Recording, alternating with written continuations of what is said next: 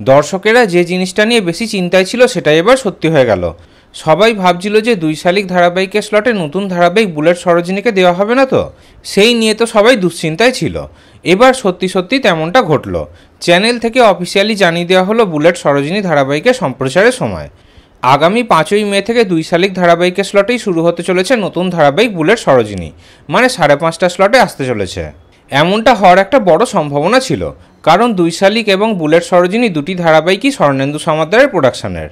কারণ আমরা কেউই ভাবতে পারিনি যে 2 শালিক ধারাবাহিকের স্লটে হয়তো এই নতুন ধারাবাহিকটিকে দেওয়া হতে পারে। এবার এখন সবার একটাই প্রশ্ন যে 2 শালিক ধারাবাহিকটি তাহলে কি হবে। 2 শালিক ধারাবাহিকটি তাহলে কি হবে?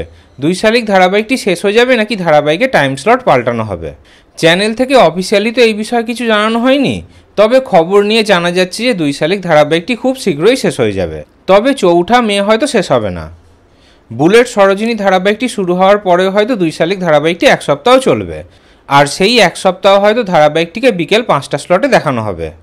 তবে এই বিষয়ে কোনো নিশ্চিত খবর পাওয়া যায়নি। আগামী দিনে এই বিষয়ে নিশ্চিত খবর পাওয়া গেলে সেটাও আপনাদেরকে জানিয়ে দেওয়া হবে। তাহলে খুব শীঘ্রই 2 শালিক ধারাবাহিকটি শেষ হয়ে যাচ্ছে। এই পুরো বিষয়ে আপনাদের কি মতামত কমেন্টে অবশ্যই জানাবেন।